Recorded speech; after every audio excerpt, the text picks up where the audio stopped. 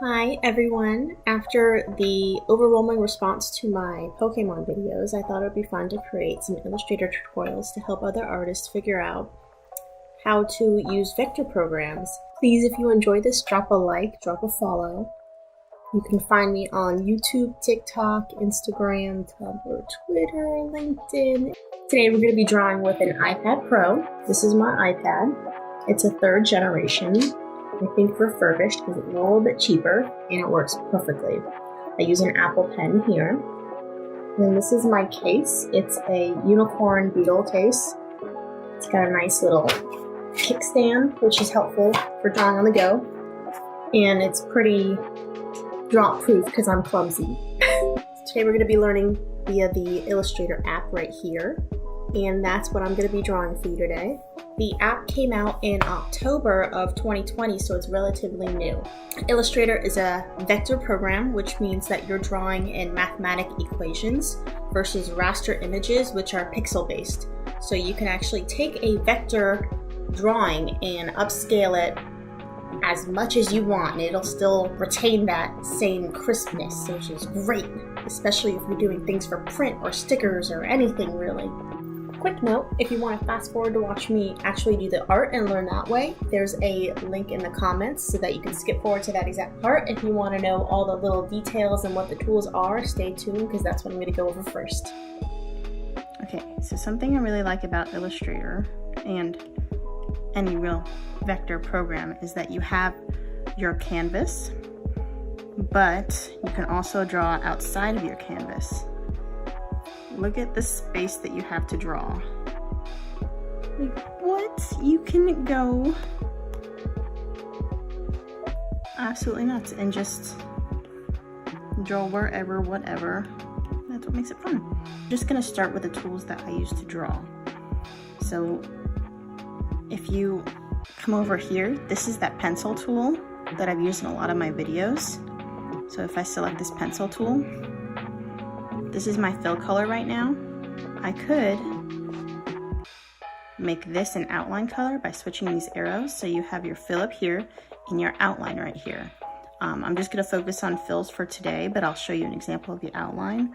So now that I have the pencil tool, I can draw a circle.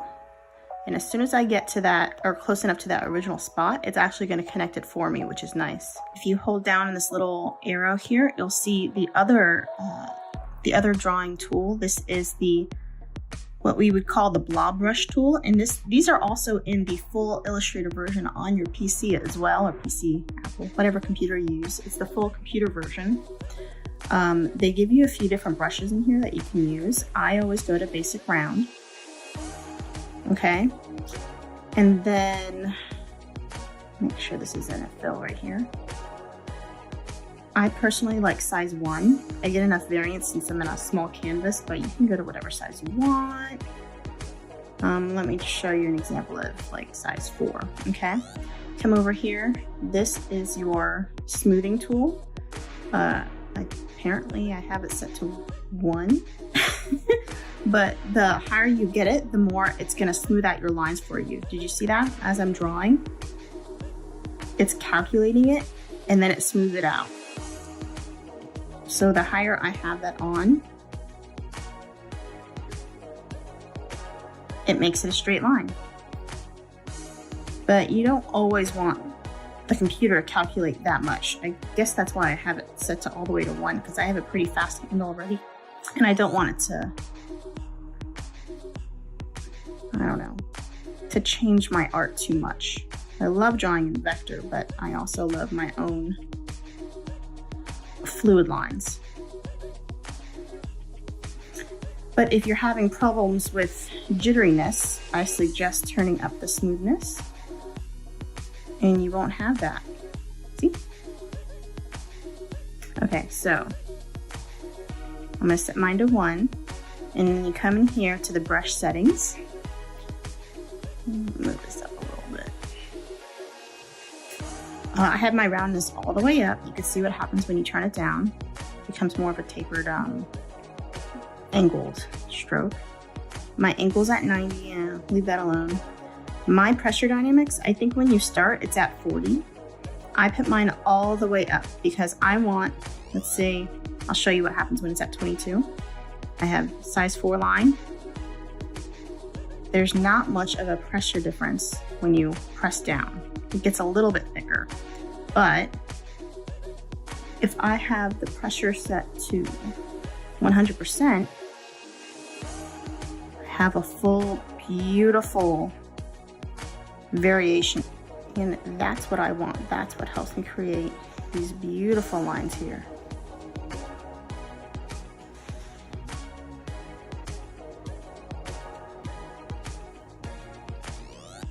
Now see, even just size 4 is a little bit much for me. That's why I prefer size 1 or 2.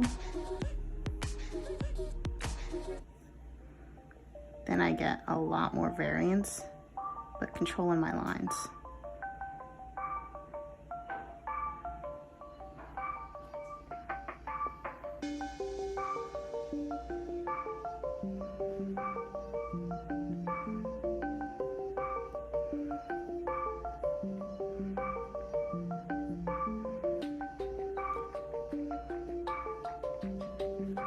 Yay. Those are my basic drawing tools. Let's go in. We have an eraser here, so they're still coming out with features in Illustrator. Actually, the rotate, if you 2-finger and turn, this just came out, this feature, and I know it's in their other apps, but it was very exciting to be able to do this finally on the iPad in Illustrator. But unfortunately, one of the things that I learned in Procreate was double tapping on the pencil can switch to the eraser tool. Well, not quite in Illustrator yet. They haven't added that. If you double tap in it, it automatically goes to the pen tool right here, which I don't often use yet. So I've just been having to manually move to the eraser. It was annoying at first, but I'm so used to it now, I don't even care. You have your color wheel here. You have your hex code here, which is nice for web. You have swatches and color book options, which is great for when you're designing for printing. Let me show you how that outline is beneficial with the pencil tool. So we have our fill, right? Let's write some script.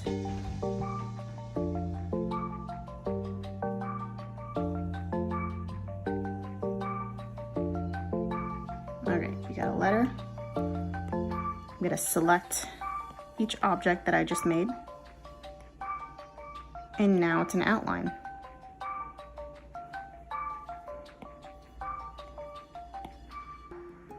You might notice that I'm dragging using the selection tool, and when I drag, this little bar comes up here, which is nice because you can set the transparency of an object right here. That comes in handy when you're coloring. I can also change the stroke width.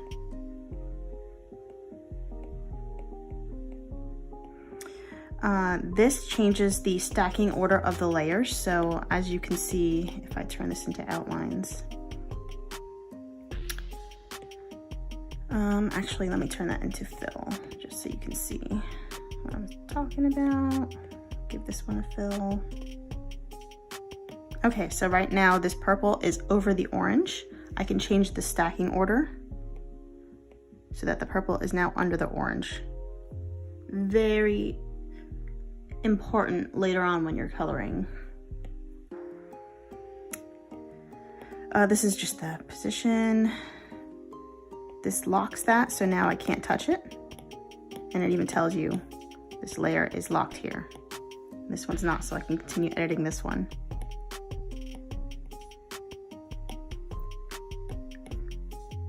I can click back to unlock it, which is very nice. This means you can duplicate it. So now I've got 2, super easy. And this gets rid of it. If I select both of these, I can use this tool, which merges them together. So now they're, now they're 1, or I can unmerge them. And now they're 2 again. Pretty neat. I'm gonna select this segment tool. That's gonna help me move segments along. So if using this tool, you can see all the nodes in this vector that I can move around and reshape to help me mold this object a little bit more. Now if I press this circle here, I can move just one instead of both of them. Because before, right? I'm moving both, but now I select this and it's just one. So it helps you kind of get a little bit more movement in here. So you notice this little bar down here, when I select this, it makes an angle out of that node. If I click on this one, it rounds it out again. And then this one gets rid of it, but still keeps it connected.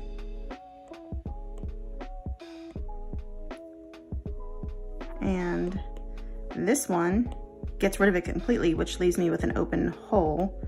So if I select my pen tool, I can continue to fill this.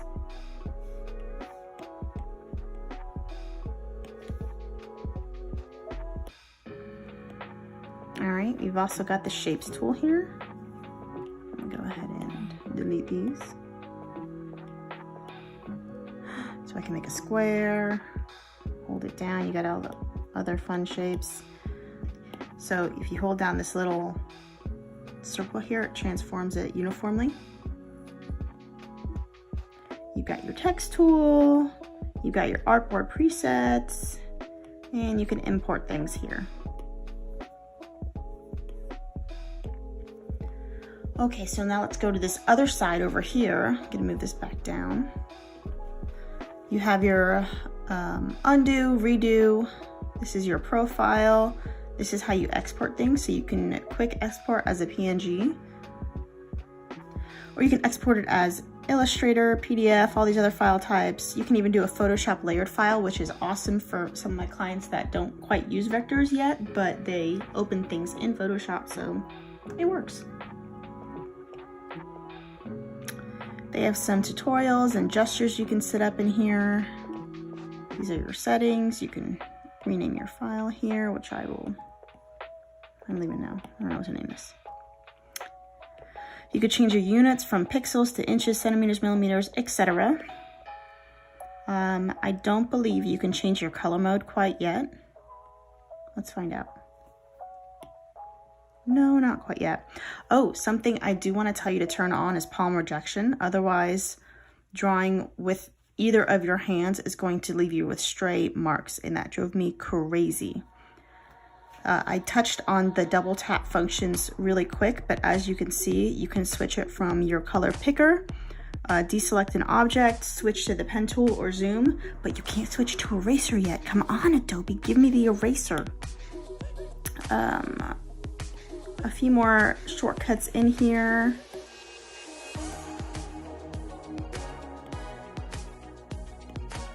But in general, my toolbar is on the left, my color scheme is light. You could change it to a dark if you wanted to, but I'm gonna keep it on light.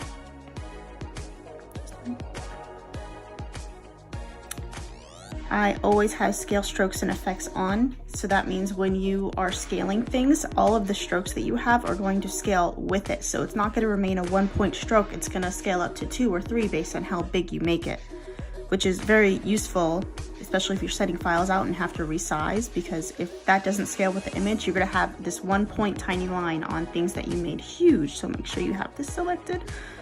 And yes, so view mode, preview, or outlines. Outlines help you see, here I can do a little. So this is the outline of an object. If I switch back to preview, you can see that it has an actual outline and a fill, but on the outlines, you just see the vector object as it's stacked together. So it kind of gives you a general view of all the items that you have in here versus the preview. So you could see what's, if something's hiding underneath something, it's useful. Okay, I'm gonna switch back to preview. You'll notice something a little different when you're working in vectors, that almost every object is sort of on its own layer. So I have a circle here. Now I'm going to create the purple triangle. And these shapes are independent of each other, so I can move this behind here. Separate from the layers, we have our properties, which I don't have anything in here now, but if I drew a circle, you can see now my properties, I can transform it, I can lock the width and height if I want to transform it, I can rotate it, I can also use this right here to rotate it, which is nice. Fill and stroke is also over here, so we got it in two spots, right here, and right here. I can lower the opacity. I could switch it to multiply, screen, overlay, etc. And I can add my own stroke down here too. You can add strokes in many places. And okay, you can add strokes in many spots. You could turn a grid on if you wanted to over here. This is the shapes, combining shapes right here, which I feel like is a whole thing on its own. We'll get to that. You can cut and paste objects in here. This is your aligning. More object effects here, grouping them. Here's your text effects. Your different paths that also came on that drop down earlier. And this is a really cool radial thing that I haven't played much with, but we're gonna fast forward and draw one of my favorite little blue kitten characters that I've created.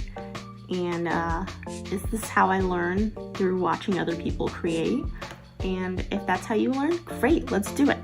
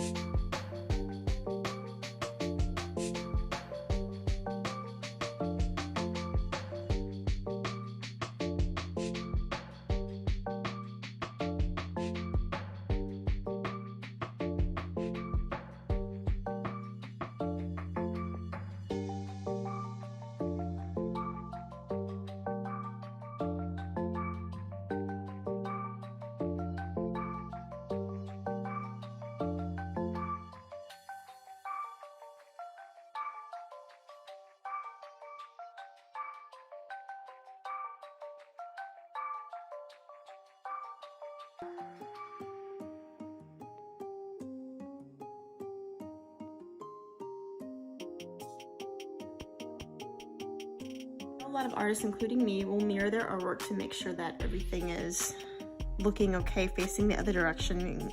If something looks weird, you usually mirror it to see what is off and what you need to fix.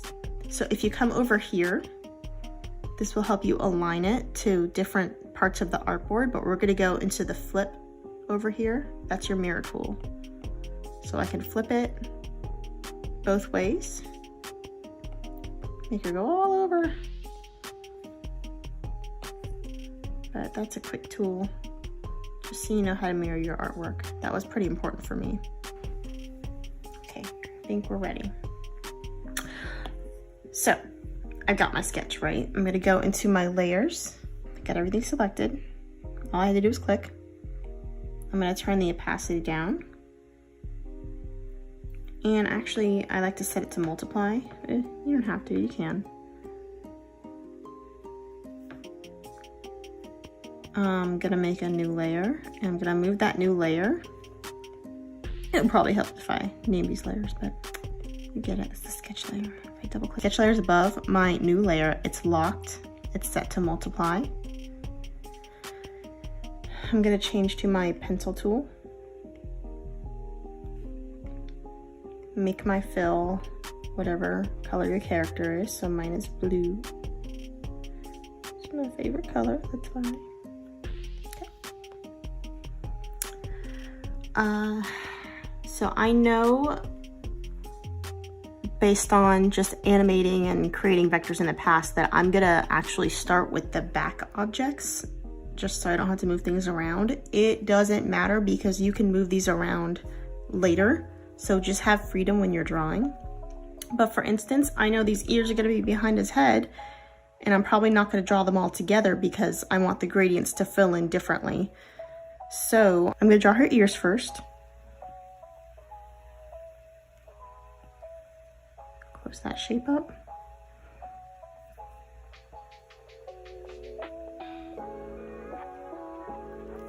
Close that shape up.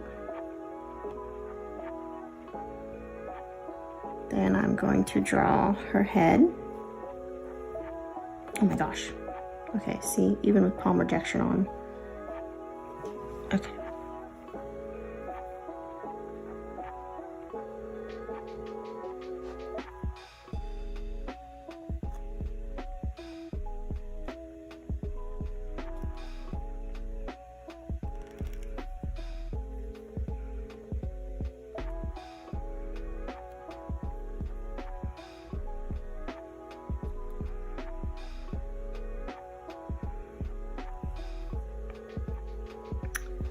I'm going to adjust the nodes a little bit.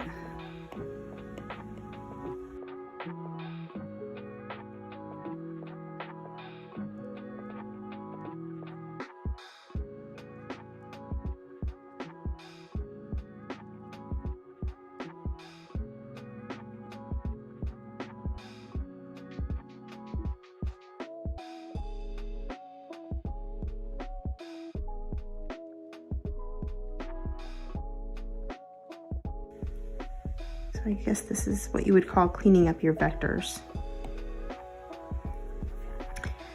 If you don't want to do this, don't do it. But it helps me control my lines a lot more when I do this.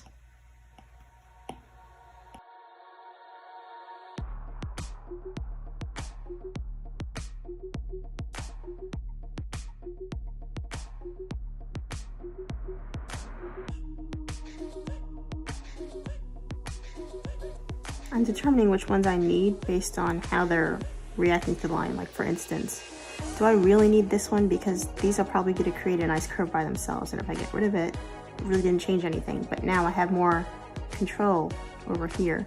I probably don't need these two. I could probably just have one in the middle, but I'm gonna leave it for now. The reason I didn't do this tuft of hair with the rest of this is because I'm probably gonna have a different gradient attached to this one, and you'll see what I mean later, but I'm just gonna quickly do that one on its own.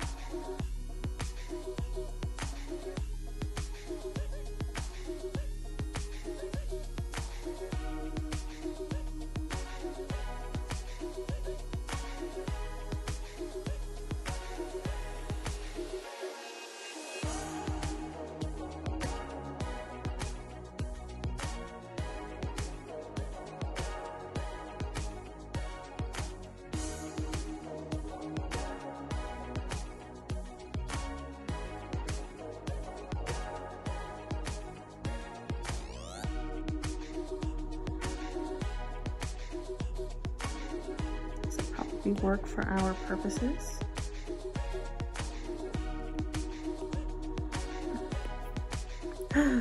Okay, And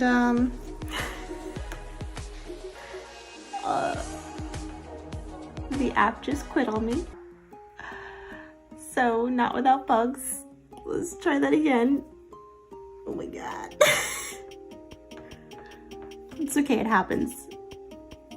Look, see, it saved everything automatically. That's the best.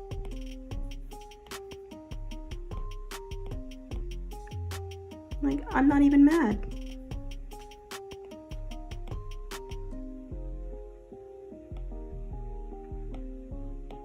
You know, you have such a high functioning program that they've created an app against. So there are bugs, but just to be able to do this on an iPad Pro is actually pretty incredible. Sorry. So we're gonna draw.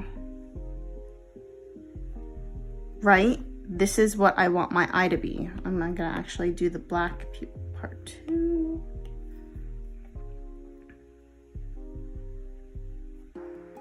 So I want these inside that white portion. I'm going to go to my layers and see, remember this little circle here? I'll move it over here just so you can see it more. If I select this, I could select multiple items at once. So I'm going to create a clipping mask out of this white area portion, right? I'm going to duplicate it, which it did it in here. I'm going to drag it to the top because this is now going to be my clipping mask for these eyepieces. So if I select the yellow, and this is gonna allow me to select multiple objects, I'm gonna select the yellow and the white. I'm gonna come over here, make a clipping mask. And now that is in that white portion only. So I have this clip group right here. I can now drag this black object in here and it is clipped with the rest of it. And this eyelash, I'm gonna bring all the way up. And now I've got my cute little eye. And I could have made these shapes with the circle tool as well if I wanted an exact circle, but I find that using exact shapes gives my characters less life. I don't know, I like, not everything is a perfect circle. So I like to make them my own. There we go, we got one eye. So now we could do the same thing on the other eye. So if you select a previous shape, it's going to load that color in here so that you can continue drawing with that color. Lock that. Draw my other eye over here. Select black.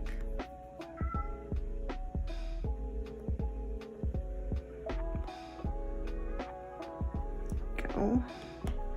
Gonna duplicate this object, maybe. There we go. Move it all the way up. Select these two. Create a clipping mask and move this guy in there as well. Ta-da! Oh. Move that eyelash all the way up.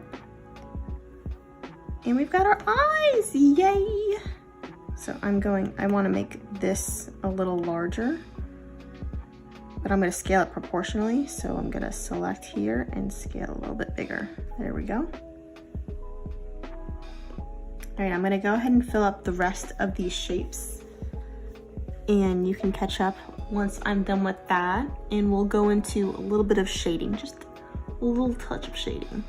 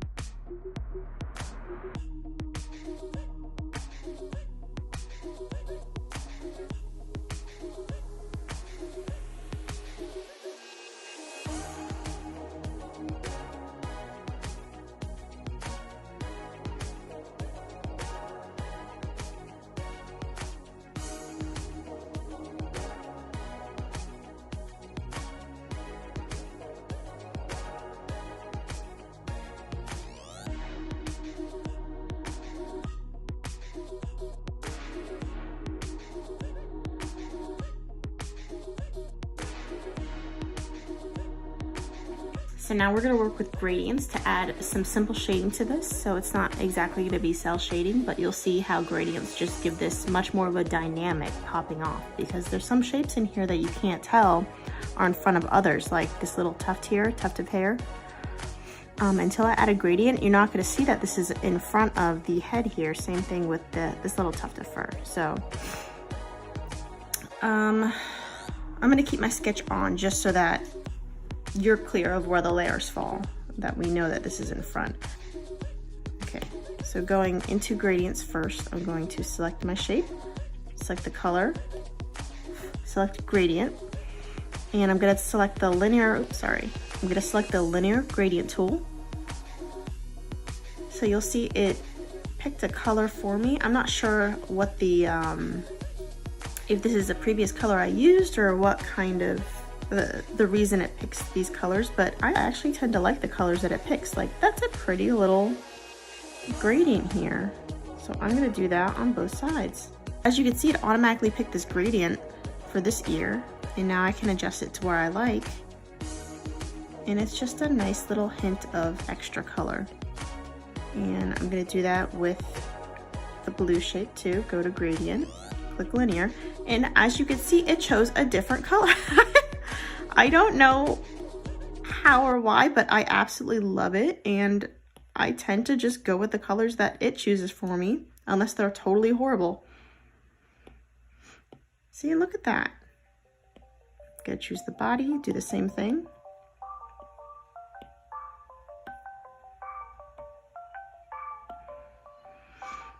I will update these tutorials as I figure out what I'm doing.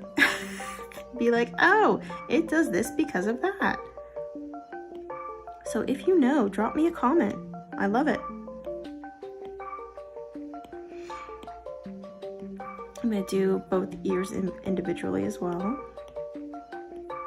Since I made these their own objects, you'll notice they're in the back. Just like I was saying, the gradients are gonna set that apart, so I didn't want it a part of the head, because now I can have different shading effects. Ooh.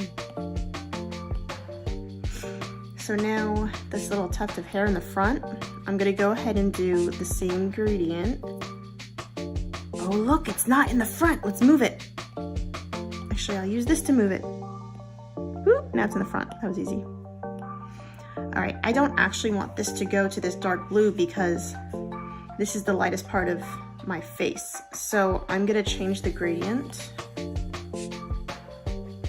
so that this color, which is the basic fur color, is gonna be down here. And this color I'm gonna change to maybe a little greens, pretty. I usually do yellow, so we'll see what yellow does. It's not so bad. So it's got some highlights, but now you can identify the tuft from the rest of the hair, and it looks like if I turn this sketch layer off,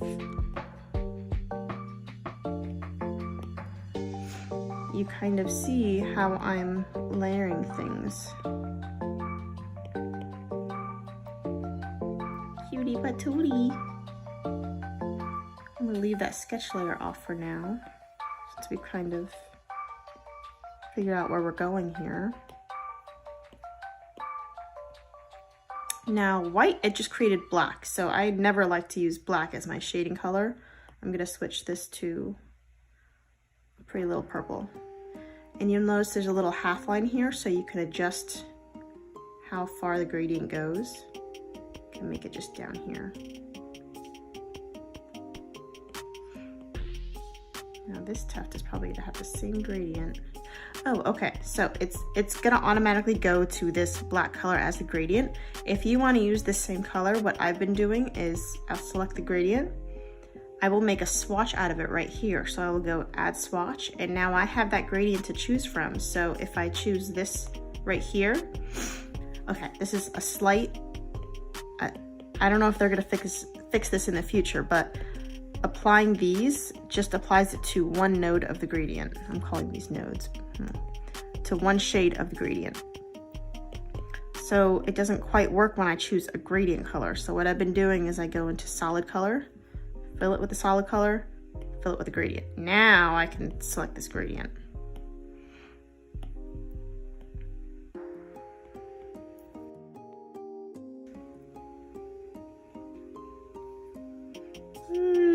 Probably gonna, yeah, that's a little better.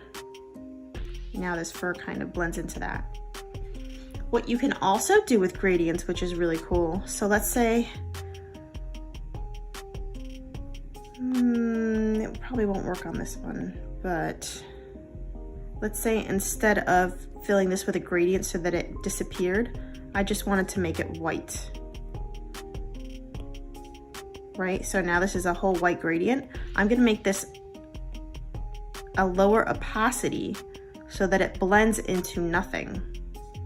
And as you can see, it kind of worked up here too, but if I adjust it down here, same outcome.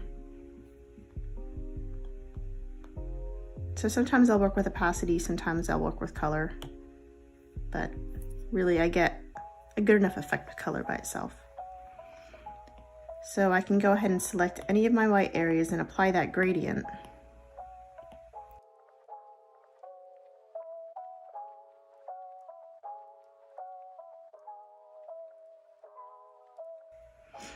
Okay. Oh, where did my little circle go? It's gone. Okay, let me draw it real quick. There, no big deal. Okay. This is locked. I'm gonna unlock it. Choose my yellow. Let's see what gradient it gives me. Green. Not my bag. Let's change it. There we go. That looks nice. I'm gonna add that swatch here so that I can color this one with the same one.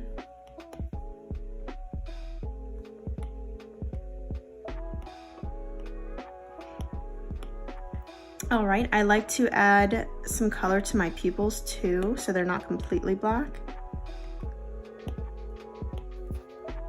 Okay, so it automatically filled it in with white, but I want it mostly black, and I'm going to use a purple or a blue, probably a blue for this one. Yeah, since, yeah, I'll use blue.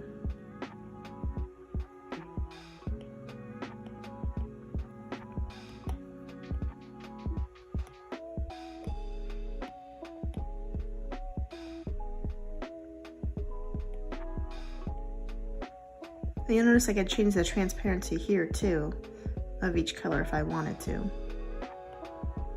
So that's pretty helpful.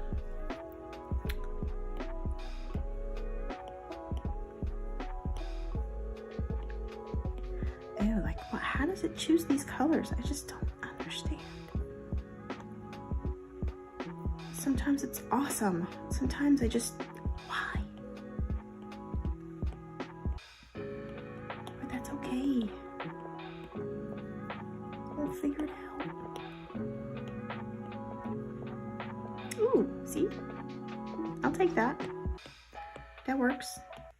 It seems to be a theme though. With pink, it chooses yellow. Yellow, it chooses green. All right. So here's our kitty so far.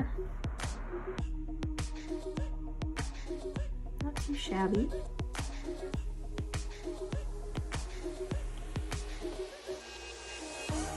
So apart from here, what I'll normally do is I'll create a few clipping masks like we did with the eyes, and I'll add shading here. So I'm probably not going to go into detail on this. I'm going to wait for another video, but I just want to give you a little example. I have a gradient actually selected right now, so this will be fun to see, just to kind of show you. I would add some shading here, maybe right there. Okay, I'm gonna duplicate this. Where did that end up? All the way down here. I'm gonna drag it up. Now I'm gonna select both these objects, create a clipping mask, and now I'm gonna change this gradient. You can see here. I'm gonna make this main color, and oops, I unclicked it. Okay. I actually tend to, when I'm doing shading, I tend to blend it into reds. So So I tend to blend these into reds as gradients because it just, I don't know, it's so pretty.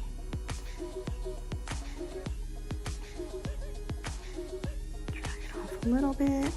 And I might even lower the opacity of this one just so that it blends in like 50%. Although, see this little tuft? The shading is on top of that, so I'm actually gonna drag the shading down. Eventually, there we go. Probably adjust these nodes because it's not quite where I like it.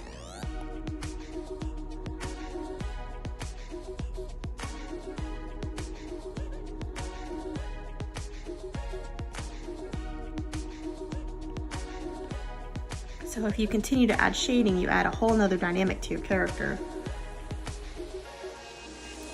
And because it's in vector, I can zoom in as far as I want to, and it just looks beautiful. It's gorgeous, and I can zoom out until she's little teeny tiny. And I have all this artboard to continue drawing in. I love it.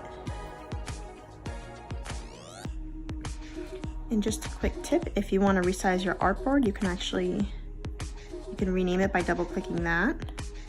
I believe you can go into your artboard here. Yep, you click right here. You can resize it right here, and it'll tell you on the side here what width you're choosing. So that is pretty awesome. And it counts for exporting things. If you need to export it smaller as a PNG or a larger high-res version, you definitely want to resize your artboard. All right, so I'm gonna end this intro to Illustrator here. We kind of dove into a lot of the little tips and tricks that I use on every single one of my drawings. I love seeing the videos that y'all create out of my tips and tricks, so I'd love to see your content. Drop me an email, share it on Instagram, just let's draw together. Don't forget to drop a like and a follow. I'll create a lot more tutorials if I get a good response. And thank you for watching.